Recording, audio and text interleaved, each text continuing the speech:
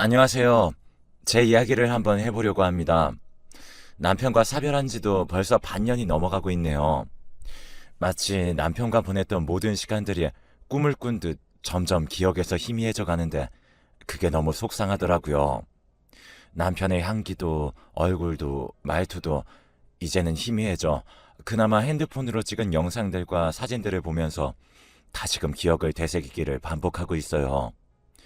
죽을 듯 아픈 힘겨운 시간들을 견디고 나니까 남편이 이렇게 희미해지다니 참 신기한 것 같습니다. 남편은 참 사랑이 그리웠었던 외로운 사람이었어요. 온전한 부모가 있음에도 불구하고 늘 외로운 그늘이 있었던 사람.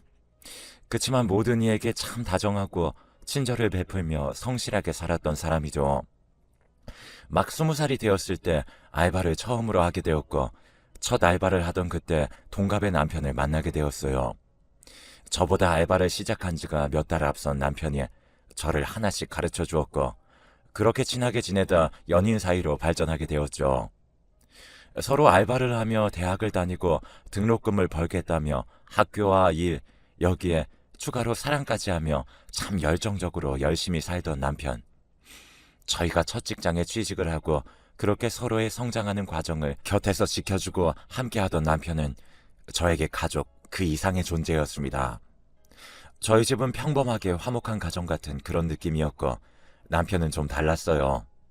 남편은 형제 중 차남이었는데 남편의 집안은 장남에 상당히 민감하고 예민한 전형적인 옛사람들이 가득한 곳이었고 차남이란 이유 하나로 평생을 비교 속에서 그리고 차별 속에서 살아야 했던 남편은 부모의 사랑을 받고 싶어 했고 정말 별짓을 다 해봤지만 왜 그렇게까지 매정하셨는지 모르겠어요. 장남 하나만 있으면 딱 좋았을걸. 니네 형 외동으로 키우려고 했는데 네가 생기는 바람에 어쩔 수 없이 낳기는 했다만 내 속으로 낳았는데도 어쩜 너는 정이 안 가니?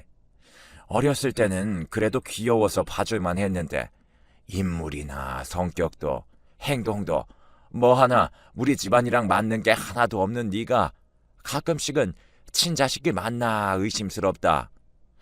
너 미성년자 딱지 떼면 바로 독립해.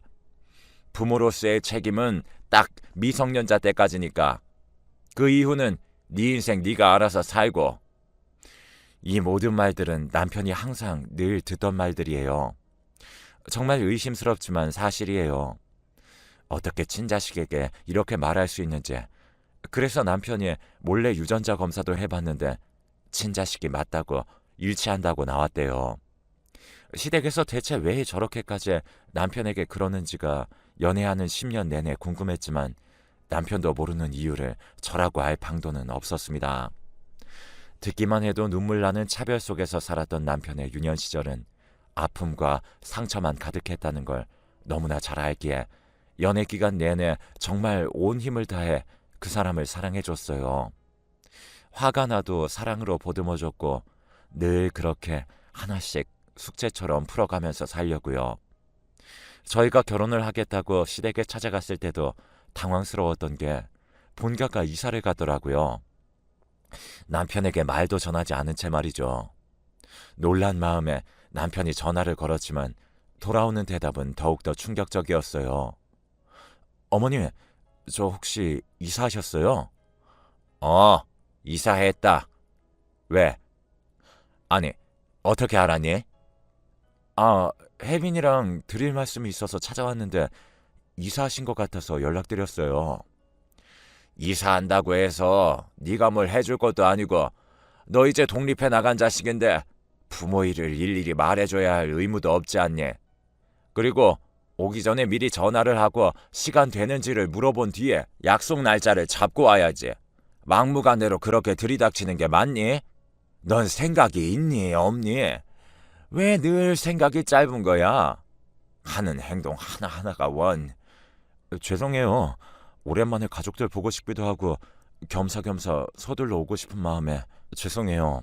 제가 생각이 짧았네요. 하고 싶은 말이 뭔데? 혜빈이랑 결혼하려고 해요. 그래서 두 분께 정식으로 보여드리고 허락받으려고요. 알아서 해라. 뚝. 그렇게 전화가 끊겼어요. 이게 저도 사연을 써내려고 하면서도 다들 믿으실지 모르겠지만 친엄마가 본인 아들에게 하는, 그것도 아무 잘못도 없는 아들에게 하는 행동과 말투가 맞습니다. 한참의 정적이 흐른 뒤에 남편이 다짐한 듯 말하더라고요. 나는 이제 자기랑 가족이 될 거고 나 가족들 없어. 지금부터 내 가족은 자기, 그리고 언젠가 태어날 우리 아이, 딱 이렇게만 우리 가족이야. 그냥 이제 내가 버릴래, 저 가족들. 나는 자기 선택 존중해. 뭐든 괜찮아. 자기만 괜찮은 거면 내 생각하지 말고. 어차피 우리 둘이 살 건데 우리 마음이 중요하잖아. 안 그래? 우리 집으로 가자. 눈물 나는 거 꾹 누르고 저희 집으로 가서 결혼 허락을 받고 진행해서 결혼을 했어요. 다행인 건 편견 없이 더 묻지도 따지지도 않고 오로지 제 남편의 있는 그대로의 모습만을 보고 인정해 주셨던 참 멋지고 감사한 부모님이 이제 엄마 아빠는 우리 아들이라며 앞으로는 딸 남자친구 아니고 딸 남편도 아닌 우리 아들로 살자고 해주셔서 부모님과 저희는 끌어안고 펑펑 울었네요. 저런 아픔이 있는 남편이지만 참 성실하고 현명했던 사람입니다. 환경이 힘들었을 텐데도 본인 스스로 열심히 노력을 해서 명예와 부를 얻은 사람이고 그 사람의 모습을 배우고 새기며 그렇게 행복한 결혼 생활을 하게 되었어요. 결혼하면 많이 다툰다고 하던데 저희는 결혼을 하고 서로 뭔가 더 안정되게 되어서 오히려 더 애틋해지고 끈끈한 그런 사이가 되었습니다. 사실 시댁에서는 남편에 대해서 관심이 전혀 없어서 정확하게 어떤 직업을 갖고 있는지, 돈은 얼마나 있는지 뭐 이런 거 하나도 모르고 살고 있었고, 저런 부분 말고도 정말 사소한 것 하나까지도 남편에 대해서 아는 게 없었어요. 시댁과 연을 끊고 살자고 남편이 저와 함께 찾아가 말씀을 드렸는데 이때도 참 태도가 정말 충격적이었어요. 이유를 모르겠어요, 어머니. 아버지, 제가 뭘 그렇게 잘못했길래 한평생을 이렇게 차별 속에서 자랐는지 모르겠다고요. 본인 자식이 아닌 자식도 가슴으로 낳은 자식이라고 그렇게 사랑으로 보듬고 품어주는 게 부모인데 저한테만 왜 그러시는 거고 언제까지 그러실 거예요? 네? 우리라고 뭐 마음이 편하겠니? 그치만 너는 어째 정이 안 간다. 뭐 하나를 해도 같이 있으면 불편하고 뭔가 객식구가 자꾸 내 집에 있는 기분이 드는 걸 어쩌니? 그리고 네 위에 형이 기가 눌려서 제 뜻을 펼치지도 못하고 사는데 우리가 좋게 볼 수 있겠니? 네가 장남도 아니고 귀한 장남은 니네 형인데 안 그래? 장남이 요즘 세상에 뭔데요, 장남이? 그리고 제 귀에 형이 기가 눌렸다고요? 반대로 말씀하시는 거 아닌가요? 저는 늘 구박에 차별을 받으면서 성공밖에 내 길이 없다는 걸 알았기에 그 어린 나이에도 알아서 공부하고 또 공부하고 공부한 거 말고는 이 집에서 한 게 없어요.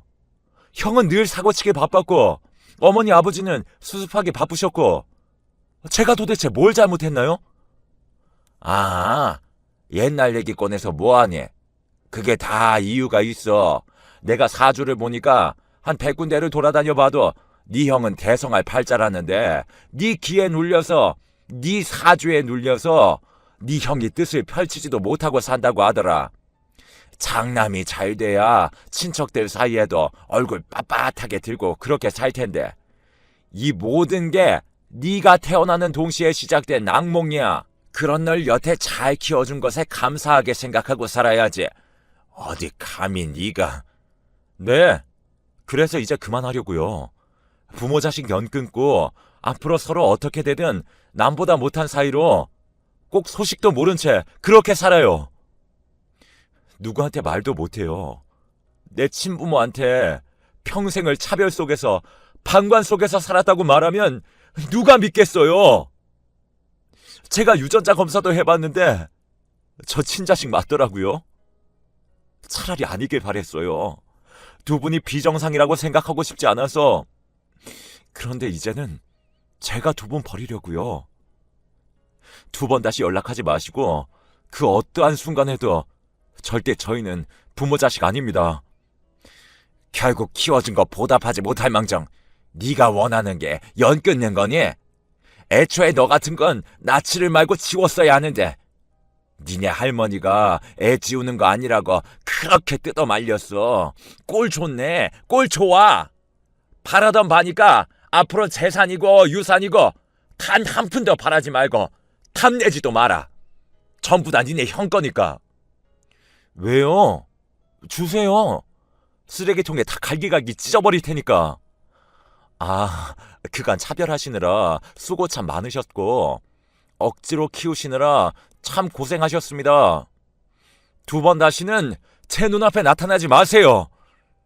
옆에서 말릴까도 고민했지만 30년 동안 묵었던 모든 감정을 눈물과 온몸을 바들바들 떨면서 말하는 남편의 모습에 차마 멈출 수 없었습니다. 단 하나의 아쉬움도 없이 모든 감정이 표출되기를 바라기만 했네요. 그렇게 시댁과는 연을 완벽하게 끊었고 오히려 저희는 참 잘 살고 있었어요. 결혼이 이렇게 좋은 거였나. 워낙 자상한 사람이고 저밖에 모르는 사람이라서 저희의 결혼 생활은 정말 아이를 낳고 싶다는 생각이 들지도 않을 정도로 행복했었습니다. 하지만 새 생명은 우리에게도 찾아왔습니다. 그것도 쌍둥이로 말이죠. 너무 신기했어요. 남편은 이 아이들을 보면서 내 자식들만큼은 어떻게든 내가 밟아왔던 길을 걷게 하지 않을 거라면서 최선을 다해 키우겠다고 말하며 제 뱃속을 부여잡고 한참을 울었습니다. 그렇게 저는 남편이 지극정성으로 보살펴준 덕분에 쌍둥이를 건강하게 출산할 수 있었고 한 가정의 아내이자 한 가정의 엄마로서 본분을 다하며 살아오고 있었어요. 하지만 평생 이어질 것 같더니 행복은 그리 오래가지 않았습니다. 그렇게 8년이 흘렀습니다. 어느 날부터 남편이 등이 자꾸 아프다고 하길래 마사지도 해줘보고 했는데 통증이 점점 심각해져 급히 응급실로 향했고 충격적인 진단을 받게 되었어요. 아니 그것도 췌장암 말기라 뭘 할 수도 없다고 하더라고요. 머리가 새하얘진다는 게 이런 기분이구나. 눈물조차 나지 않고 갑자기 아무런 소리도 들리지 않더라고요.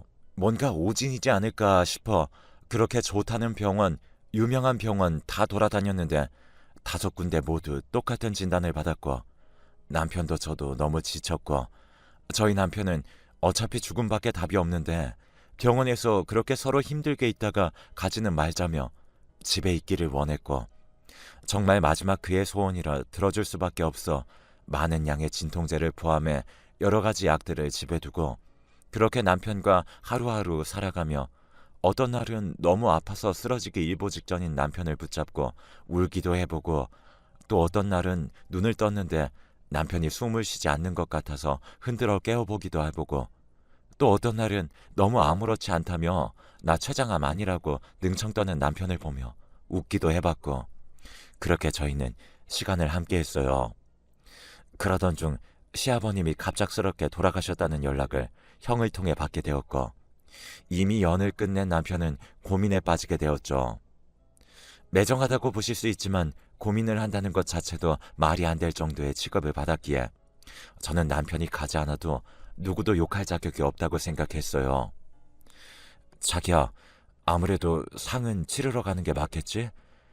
연을 끊었다지만 웃기게도 나도 이제 곧 세상을 떠난다고 생각하니 한 번쯤은 보고는 싶네. 가족들이. 그럼 같이 가자. 우선 컨디션은 어때? 괜찮겠어? 나 아파 보여? 아니, 너무 잘생겼어. 너무 멋있어, 내 신랑. 집안에서도 힘겹게 움직이던 남편과의 조금 장거리 외출이라 너무 불안했지만 이 또한 남편의 뜻이라 혹시 모를 상황을 대비해두고 갔습니다. 아, 정말 가지 말 것을, 하지 말 것을 두고두고 후회하는 일 중 하나예요. 제가 남편을 뜯어 말려서라도 가지 말았어야 했습니다. 어머니, 저희 왔어요. 너 여기가 어디라고 기어왔냐? 왜? 돌아가셨다고 하니 유산이나 받으려고? 너를 대체 내가 너를 왜 낳아서는. 남편이 인사를 드리자마자 시모는 미친 것처럼 남편을 막 때리며 말하길래 정말 온 힘을 다해 막았어요. 시모 말은 그랬습니다. 사주를 또 봤는데 저희 남편이 무슨 살이 껴있는데 그게 아버지를 일찍 여의거나 보내는 뭐 그런 살이 껴있다고 들었다네요. 그리고 아버님이 진짜 돌아가셔서 이 모든 게 또 남편 때문이라고. 아, 정말 미치는 줄 알았어요. 어머님, 이제 정말 제발 좀 그만하세요. 이 사람 췌장암 말기예요. 오늘 갈지 내일 갈지도 모르는 상태라고요. 연도 끊어놓고 그래도 죽기 전에 진짜 이것도 가족이라고 가족들 한번 보고 싶다고 왔는데 정말 왜 이래요? 이 사람이 뭘 그렇게 잘못했어요 대체? 남편 때문에 눈이 돌아서 정말 장례식장에서 미친 사람처럼 악쓰고 울고불고 그대로 남편을 데리고 나가는데 남편의 형이 따라오더군요. 너 무슨 소리야 그게? 너 췌장암 말기야? 맞아? 아, 형, 아니야. 이 사람 말이 헛나왔어. 말기까진 아니야. 괜찮아. 치료하고 있어. 너 바른 대로 말해. 정말 말기 맞아? 가망이 없대? 병원은 어디로 갔어? 죄송한데요. 이 사람 지금 이렇게 무리하면 안 돼서 저희 가볼게요. 모든 사실을 알고 남편의 형이 찾아와서 뒤집어지도록 울고불고 난리도 아니었어요. 내가 미안해. 이게 다 나 때문이야. 너도 마음고생 참 많이 했을 건데 내가 진짜 미안해서 말도 못하겠다. 내가 나쁜 놈이야. 내가 미안해 정말. 근데 이대로 가면 어떡해. 형이 이 나이가 되도록 대체 왜 저러시나 하면서도 한 번을 이기지 못하고 판단했어. 내가 제일 나빴어. 나한테 시간을 줘. 나한테 제발. 형, 나 괜찮아. 다 지난 일이고 이제 죽을 때도 해서 그런가 서운한 것도 뭣도 아무 생각도 없어. 그냥 나 가면 이 사람 혼자일 거 아니까 그게 너무 아파서 눈을 감지 못하겠어. 형이 나 떠나도 꼭 나 대신에 이 사람한테 모든 사죄를 대신해줄래? 자주 들여다봐주고 힘들어 보이면 도와주고. 형이 그래줄 수 있을까? 그럼 나 눈 편히 감을 수 있을 것 같은데. 남편과 형은 한참을 끌어안고 오열하고를 반복했고 그 뒤로 형과 저희 부부는 시간을 많이 보냈어요.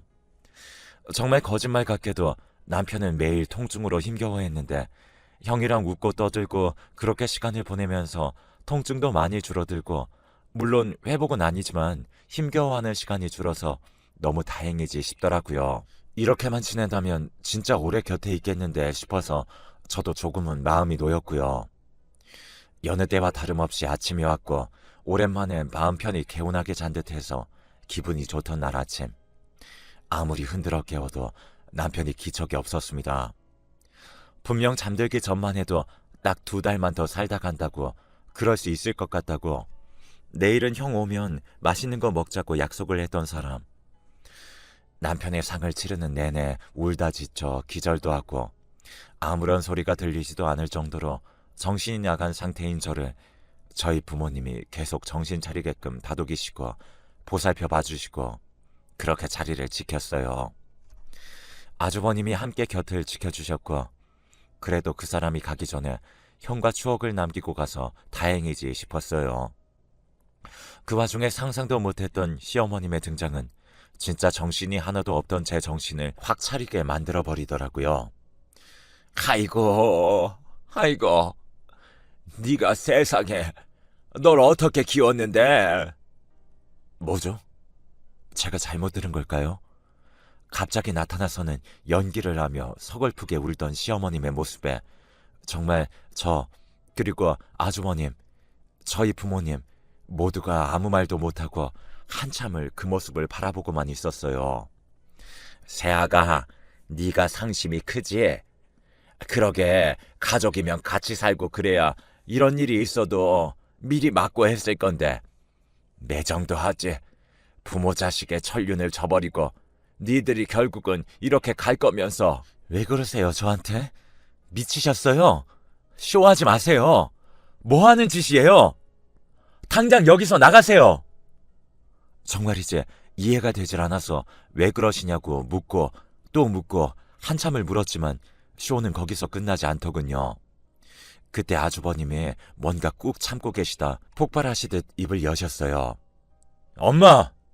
제발 그만 좀 해, 제발! 엄마 진짜 사람 맞아? 엄마가 진짜 사람이냐고. 그렇게 갑자기 엄마 행세를 한다고 유산이 뭐 엄마한테 와? 진짜 그만 좀 해. 제발! 어떻게 장례식장까지 찾아와서 그럴 수 있어? 뭐? 너 지금 엄마한테 뭐라고 한 거야? 네가 엄마한테 어떻게 그럴 수 있어? 내 배 아파서 낳은 새끼인데 유산을 왜 저게 가져가? 내가 엄마한테 내가 가져야지. 안 그러냐? 안 그래? 대체 무슨 생각을 갖고 살면 내 배 아파 낳은 자식한테 평생 가슴에 대목 받고 장례식장까지 찾아와서 이러실 수가 있어요? 나가세요.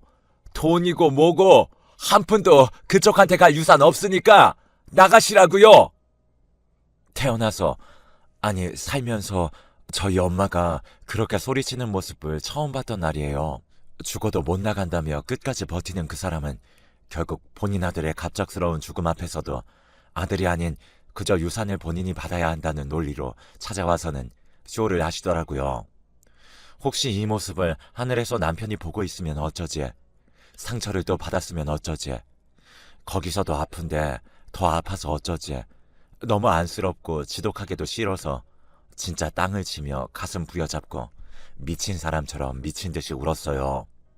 그때 아주버님이 남편이 제게 남긴 영상이 있다며 아무래도 지금 이 자리에서 다 같이 보는 게 좋겠다며 영상을 틀어주시더라고요. 영상 속에 남편이 입은 옷을 보니 곁을 떠나기 이틀 전 함께 입었던 마지막 커플 티셔츠를 입고 한껏 힘겨운 미소에 수척해진 얼굴로 남긴 영상을 봤어요. 안녕. 이거 볼 때쯤이면 내가 떠나버려서 너무 놀랐겠다. 그치? 나는 인생을 너무 아프고 외로운 상처투성이로 살았었어. 그러다 20살에 당신 처음 만나고 그리고 지금까지 나는 너무 당신 사랑을 곳곳에 가득 채우며 행복하게 살다 가게 되었어. 솔직히 당신이랑 더 있고 싶은 욕심에 왜 나일까? 죽기 싫다, 무섭다, 막 그런 생각도 했거든. 근데 반대로 생각해보니까 평생 받지도 못했을 사랑을 10여 년간 당신한테 너무 듬뿍 받아서 하늘에서 충분하다고 여기시고 나 데려가려나 보다 싶어. 그만큼 당신은 나한테 참 대단했고 최고의 여자야. 정말 많이 사랑하는 여자야. 이런 말들은 지겹도록 했으니 하지 않을게. 아마 내가 죽으면 우리 어머니가 당신을 괴롭힐 거야. 유산 문제겠지. 내가 죽으면 내 유산이 어느 정도인지 파악을 할 거고 금액을 보면 탐이 나서 미치광이가 될 것 같아. 그래서 형한테 부탁을 해두었고 함께 준비했어. 내 모든 유산의 상속자는 당연히 당신이야. 그 정도면 당신이, 그리고 당신이 만들어준 내 새로운 어머니 아버지도 아이들도 여유있게 돈 걱정 없이 살 거야. 꼭 마음 약해지지 말고 날 위한다면 절대 한 푼도 주면 안 돼. 알겠지? 이렇게 먼저 가서 정말 미안하고 우리 아이들 내가 하늘에서도 꼭 지켜줄 테니까 당신은 아무 걱정 마라. 끝까지 울지 않으려고 했는데 이게 마지막이라고 생각하니 너무 눈물이 나. 제 아내로 와줘서 정말 고맙습니다. 부족한 나와 인생을 함께 해줘서 감사합니다. 영원히 잊지 않을게. 정말 눈물밖에 나질 않던 영상 속에 멈춰진 남편을 만져도 보고 다시 보기도 하고 엉엉 우는 저에게 아주버님은 서류들과 유산 상속 금액 등을 말씀해 주셨죠. 시모가 아주버님에게 주었던 30억 정도의 건물을 남편에게 아주버님이 이미 넘겼고 그걸 남편이 저에게 유산으로 남겼더라고요. 그 외에도 남편이 있던 재산과 함께 말이죠. 너무 놀라서 말이 나오지 않았어요. 시댁이 건물주 집안이라 건물과 땅 이런 게 많다고는 알았지만 흔쾌히 넘겨주신 아주버님도 감사하고 그래도 그 사람이 이것 때문에라도 조금은 편하게 눈 감았겠구나 싶더라고요. 너 이 건물이 왜 얘한테 넘어가 있어? 너 파는 대로 말해, 당장! 엄마, 한평생을 같은 배 속에서 나왔는데 정말 한평생을 상처투성이로 살다가 마지막까지도 저렇게 떠나네요. 제발 마지막 양심이라는 게 있다면 온 힘을 다해서 슬퍼해주고 잘 보내줄 생각을 하면 안 되는 거야? 지금 이 건물 하나가 뭐가 중요해 대체? 우리가 평생을 못 해준 걸 재수 씨가 그동안 다 채워줘서 그나마 사랑이란 게 뭔지는 알고 떠나서 감사한데 엄마는 대체 왜 그래? 왜? 언제까지 그럴 거야? 야, 이 천하의 불효 자식아. 이게 어떤 건데 네 멋대로 넘겨? 내가 이러라고 너한테 명의 넘겨준 줄 알아? 얘가 꼬드겼지? 얘가 이제는 널 꼬드긴 거야, 어? 대화 자체가 불가능했던 시모. 그리고 그런 괴물 같은 모습에 진절머리가 난 아주버님. 엄마, 그냥 여기까지 해, 우리. 저도 더 이상 그 숨 막히는 엄마 품에 있고 싶지도 않고 소름 끼쳐서 더 이상 엄마라고 못 부르겠어. 저 아들에서 이제 빼주세요. 혹시라도 저 찾아오시면 엄마가 부동산 건물 매매하실 때 하셨던 모든 불법적인 행위들 증거 모아둔 거 다 넘길 거니까 더 이상 제 눈앞에 나타나지 마시고 나가주세요. 아주버님이 이렇게까지 말씀하실 줄 몰랐기 때문에 정말 저도 충격적이었는데 시모는 본인이 지독하게 사랑했던 장남도 잃고 건물까지 잃으니 그 정신적 충격이라는 게 이제서야 온 건지 혼절을 했어요. 그런 시모를 보고서도 꿈쩍도 안 하시던 아주버님은 남편을 잘 보내주었고 저도 유산을 상속받고 그냥 며칠 내내 집안에 박혀서 씻지도 않고 먹지도 않고 그렇게 지냈어요. 청소를 하면 남편의 흔적들이 혹여 씻겨질까 무서워서 청소도 하지 않았고 그렇게 그냥 살았어요. 제가 이러고 있을 걸 알던 아주버님은 자주 저를 살펴보러 와주셨고 대화도 많이 나눴습니다. 남편을 왜 도와주지 않고 방관만 했는지가 제일 궁금했는데 도와주려고 하다 어머님께 걸리면 그렇게 무서울 정도로 혼이 났고 그냥 하는 말이 아니라 시모는 정말 제정신이 아니구나 싶었어요. 사주, 무당 이런 거에 환장하던 사람이라서 남편과 아주버님은 붙어 있을수록 아주버님의 좋은 기운을 남편이 빨아들여 망하게 된다는 말을 들은 후부터 그렇게 지독하게 남편을 차별했고 뒤에서는 아주버님을 조종했던 미친 시모였더라고요. 이제는 그 사람이 죽든 살든 뭘 하든 저에게는 소식을 전하지 말아달라고 부탁했습니다. 그냥 남편이, 그렇게 떠나버린 남편이 하늘에서는 모든 이들의 사랑을 듬뿍 받고 통증 없이 웃기만 하는 날들을 보내주길 바래요. 그것보다 저를 더 웃게 만드는 소식은 평생 없을 것 같거든요. 어떤 고통이든 아픔이든 시간이 지나면 희미해지는 건 사실인 것 같습니다. 물론 가슴속에 깊숙이 그 아픔을 박아둔 채 영원히 빼낼 수는 없겠지만 말이죠.